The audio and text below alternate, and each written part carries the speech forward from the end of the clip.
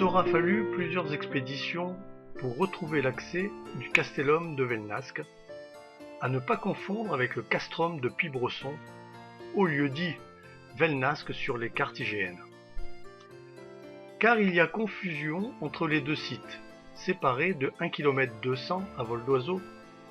Pibresson, mieux connu, est une ville médiévale fortifiée, d'où le nom de castrum, avec en son centre les ruines d'un donjon encore bien visible sur une petite colline à 380 mètres d'altitude et repéré sur les cartes IGN au lieu dit Velnasque. Nous vous emmenons maintenant à la découverte de Pibresson et de Velnasque.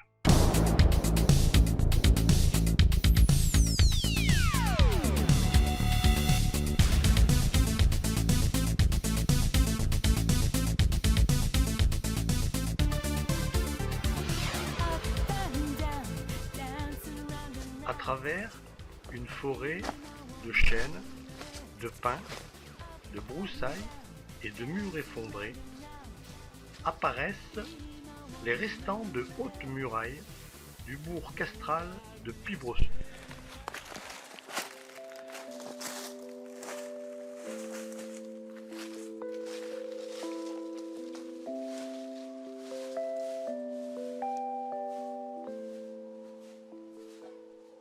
Pibresson-Velnasque, un village du XIIIe siècle, construit pendant la guerre civile qui s'installa en Provence et qui protégeait les villages alentours comme Tourette et Callian.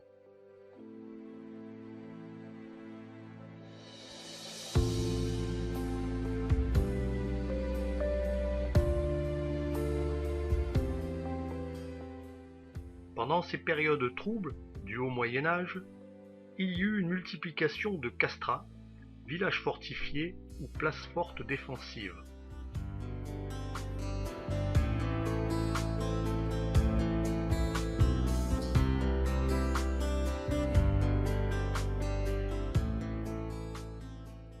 Au centre du castrum trônent encore les restants d'une haute tour, les murs de plusieurs bâtiments, les restants de la chapelle avec sa voûte en cul de four.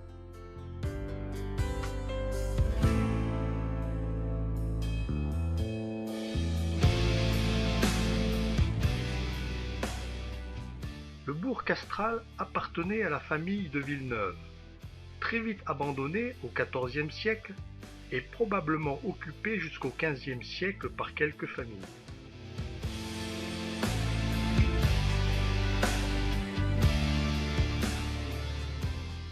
L'abandon du castrum est survenu après la guerre de l'Union d'Aix au XIVe siècle. En 1383, une confédération de villes provençales soutiennent le parti de Charles Duras contre celui du capétien Louis Ier d'Anjou, lors des troubles qui suivirent la capture et la mort de la reine Jeanne, comtesse de Provence.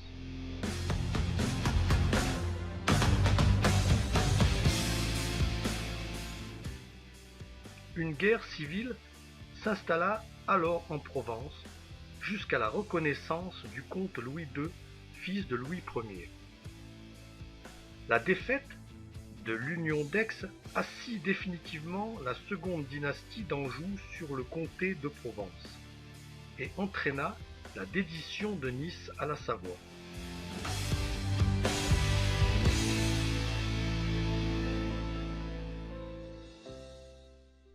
Pratiquement oublié et en dehors des circuits touristiques, le site sert plus ou moins de carrière de pierre et la végétation recouvre ce qu'il reste des bâtiments.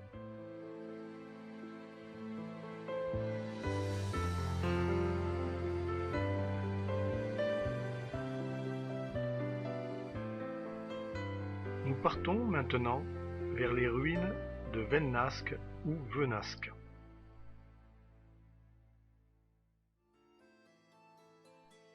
Le castellum de Velnasque est de type fortin.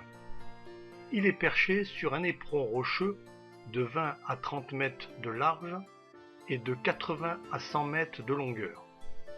Et il faisait certainement partie du système défensif de la ville fortifiée de Pibresson ou Puybresson.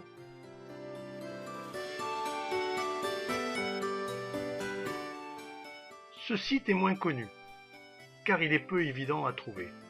Il n'y a pas de piste bien tracée pour monter sur l'éperon, entouré de bois, avec une forte concentration de salses-pareilles et d'arbres morts.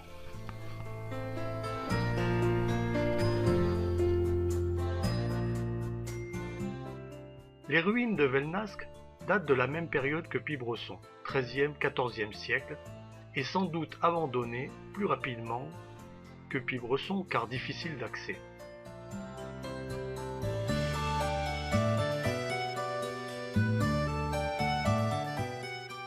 Les vestiges les plus visibles se trouvent sur la partie ouest de l'éperon qui descend en pente douce vers l'est avant de buter sur les falaises qui entourent le castellum.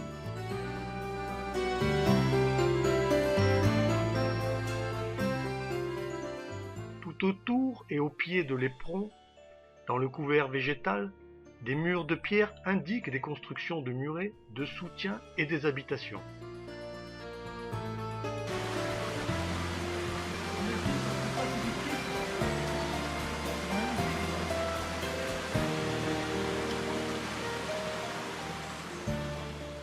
À une centaine de mètres à l'est coule la rivière Camiole, serpentant entre de hauts blocs de roches calcaires et des falaises de tufs percées de grottes.